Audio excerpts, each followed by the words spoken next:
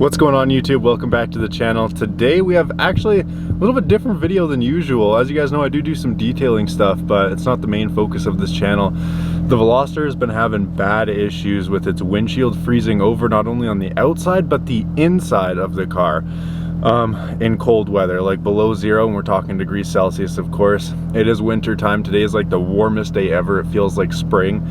Global warming is definitely a thing because it's mid-December and the snow is melting off the ground and it's above zero. But when it does get below zero, the inside of the Veloster's windshield freezes over, and Rain-X makes a fancy little interior windshield coating. It's called anti-fog, but it's supposed to stop freezing and stuff like that too. I've never really had it happen in any of my other cars. I'll throw a clip up on screen now.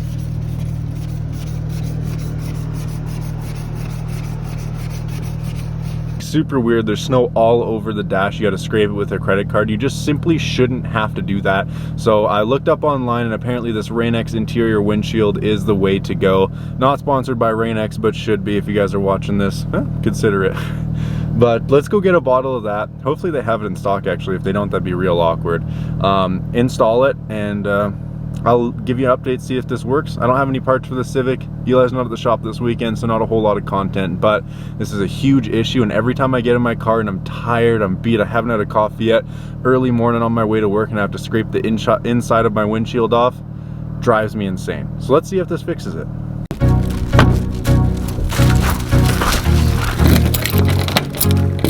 Alright boys, back at the shop. Had to hit 2 Canadian Tires to find it, but ultimately we did find it. First things first, the Yonaka stuff.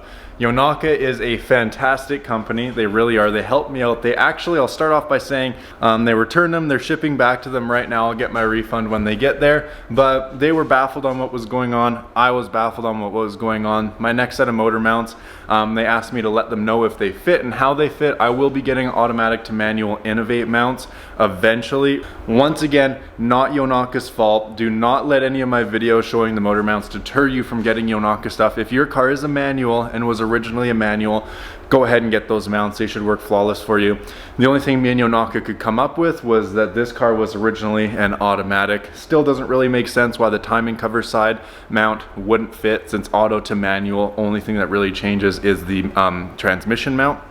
So no one really knows what was going on with that. The car has an OEM timing cover mount, an OEM T-bracket mount, a solid aftermarket, I think pretty sure auto to manual transmission mount, as well as 2 solid torque mounts.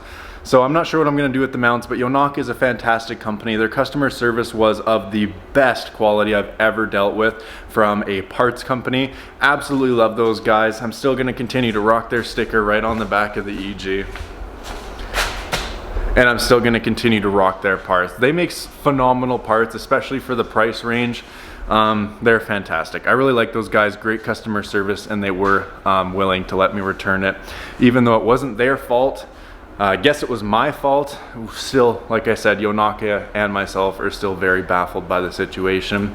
Nonetheless though, we got it sorted out. They returned them. They were even nice enough to waive the restock fee if the mounts get back to them before the end of December, which I hope they will, because I shipped them off on the very first week of December. As soon as they said, we'll take your refund, they were at UPS literally the next day.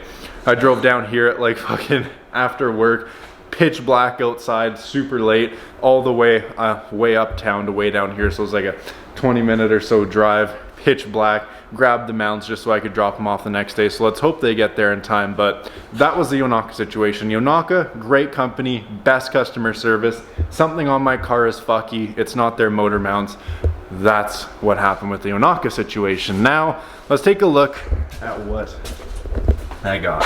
I got a thing of Simonized microfibers to keep in the Veloster. And then I also, right here, this is the Rain-X anti-fog treatment interior glass. So I haven't even read the instructions yet. I'm gonna do so, and then let's go ahead and put this stuff on the car. Because as you guys saw from the clip in the beginning, the windshield freezes over on the inside, so I'm hoping the anti-fog helps with that a bit. But right now, let me read the instructions and let's go apply it on the Veloster that's right outside. All right, boys, first things first, we're gonna take some glass cleaner and we're gonna completely clean the windshield. Obviously, you don't want anything on a surface of anything before you treat it. So we're gonna clean it with some glass cleaner, and then what you do is you'll just get yourself some microfibers, Put a good bit of this on it and then wipe it across your windshield to make sure the product is all evenly on there. If you see any rainbowing or anything, just wipe it off with a clean microfiber and that should be treated. For cleaning it, I'll just do half of it at a time. I got this fancy little thing here. It's way easier than using your hand to clean the windshield. Now that the windshield is squeaky clean, we're gonna take some of this, shake it up, put it on a rag, and off we go.